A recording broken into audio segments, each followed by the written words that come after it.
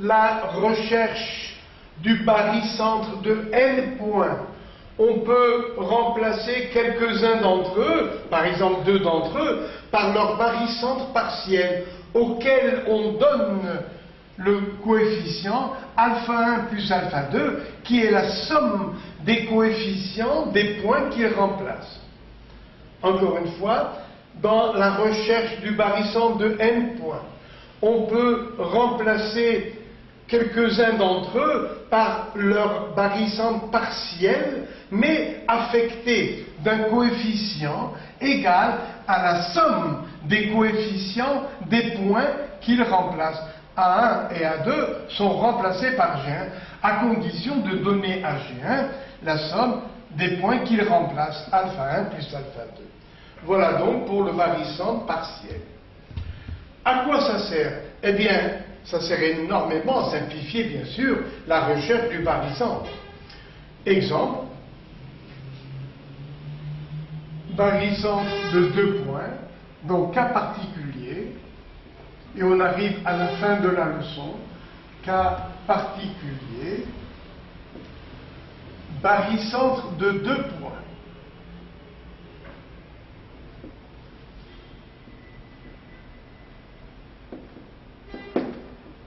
Alors, si nous avons 2 points, je vais appliquer cette formule.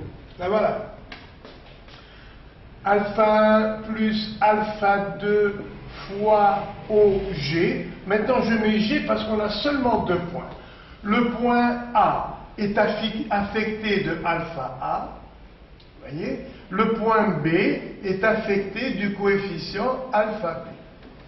Où est G? Où est leur barycentre? Eh bien, j'écris la formule qui est là. Alpha 1 plus alpha 2 fois OG égale alpha 1 OA1 plus alpha 2 OA2. Voilà. Maintenant, on va simplifier cette formule. C'est-à-dire, voici les 2 points A1 et A2. Affectés des coefficients alpha 1, alpha 2. Je vais orienter un axe A1, A2 de A1 vers A2. Et le point O, qui était une origine quelconque, je vais le prendre sur A1 pour simplifier. Pourquoi est-ce simplifié? Parce que maintenant, O et A1 sont confondus. Donc ce vecteur est égal à 0. Et vous voyez donc que OG égale alpha 2 OA2 divisé par alpha 1 plus alpha 2. Voilà la formule simplifiée. Comment la retenir?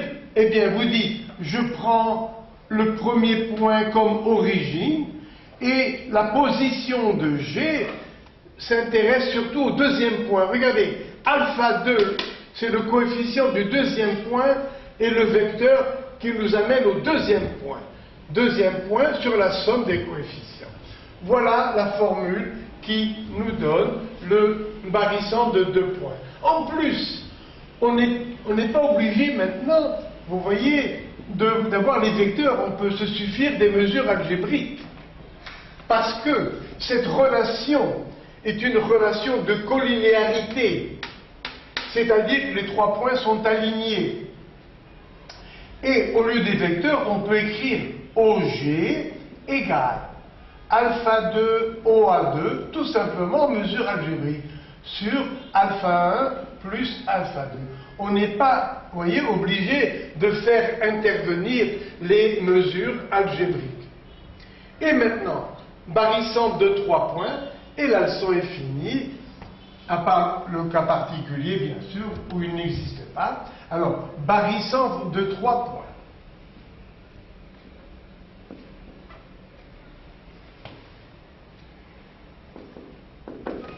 Alors, A est affecté du coefficient alpha, B est affecté du coefficient bêta, C affecté du coefficient gamma. Eh bien, on profite de ce qu'on a dit tout à l'heure. On cherche d'abord G1 qui est le barycentre de A et B, comme on a vu ici, G1, mais affecté d'un coefficient égal à la somme des coefficients des points qu'il remplace. C'est-à-dire que G1 va être affecté du coefficient alpha plus bêta. Donc, on le cherche, lui, d'abord. Et après, eh bien, il suffit de trouver le barycentre de C avec G1, toujours d'après cette formule. Barycentre de 4 points.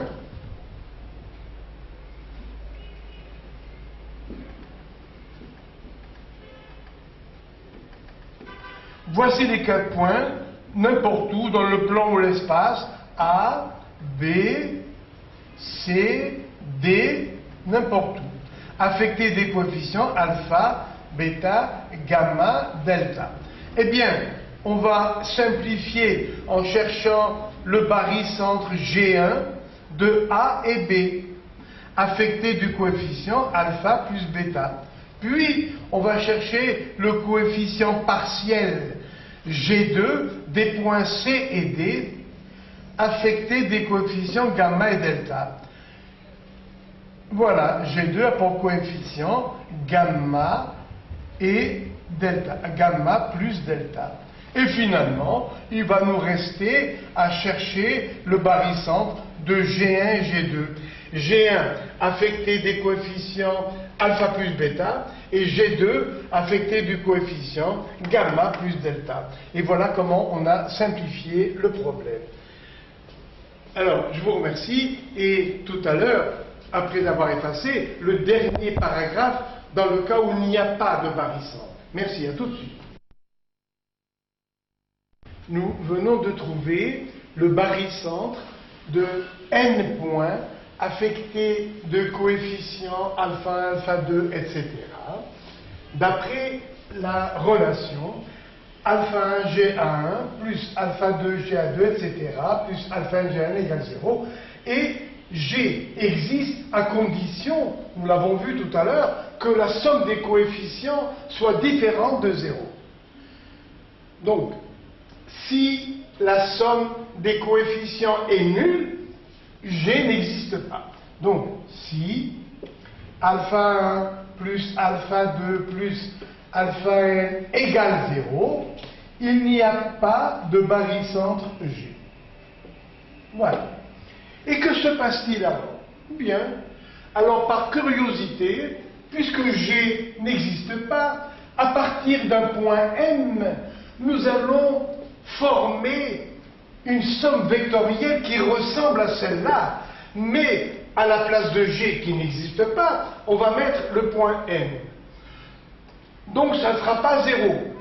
On aura alors une certaine fonction vectorielle de M.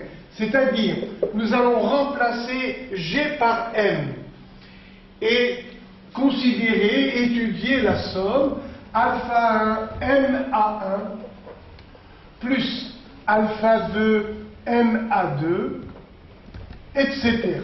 jusqu'à alpha n MAN. Que devient cette somme vectorielle? Qu'est-ce qu'elle devient? Puisque M est quelconque, on va répéter à partir d'un point P.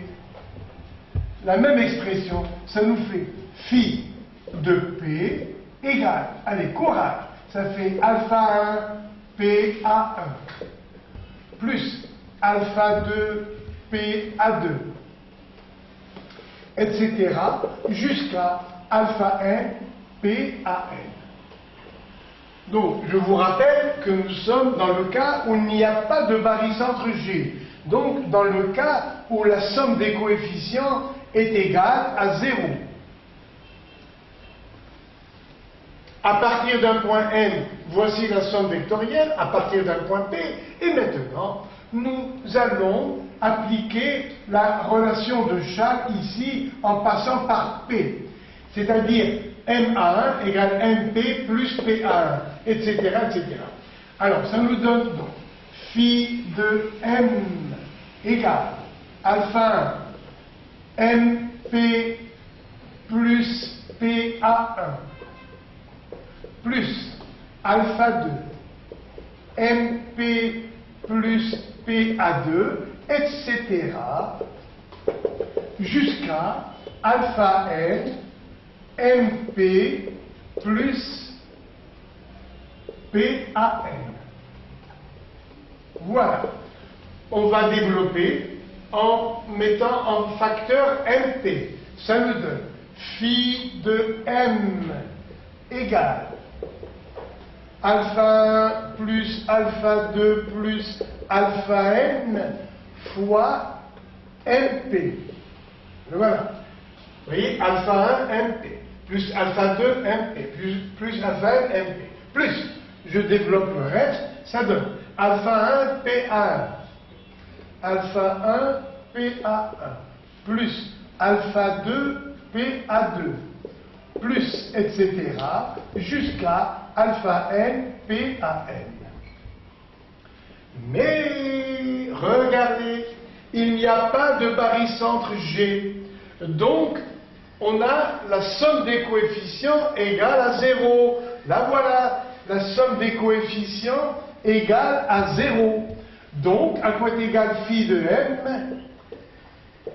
Eh bien, voilà ce qui reste, c'est-à-dire phi de p. Donc, voilà, alpha 1 PA1 plus alpha 2 PA2 jusqu'à alpha n PAN. Donc, phi de m égale phi de p. C'est-à-dire que le vecteur phi de m sera égal à phi de p, etc., quelle que soit la position des points M, P, Q, R, tout ce que vous voudrez. Donc là, en faisant cette somme vectorielle, voilà par exemple phi, le résultat final, phi de M. Eh bien, à partir de P, on va retrouver un vecteur égal. Voilà phi de P. Le voilà. Et à partir d'un point S, voilà phi de S, etc., etc. Donc, nous avons finalement un vecteur constant. Donc, si le barycentre n'existe pas, une somme vectorielle obtenue à partir d'un point quelconque et qui ressemble à celle du barycentre, simplement le 2G on met M, ça fait alpha MA1, alpha 2 MA2, alpha N MAN, eh bien ce ne sera pas égal à 0, ce sera égal à un vecteur constant.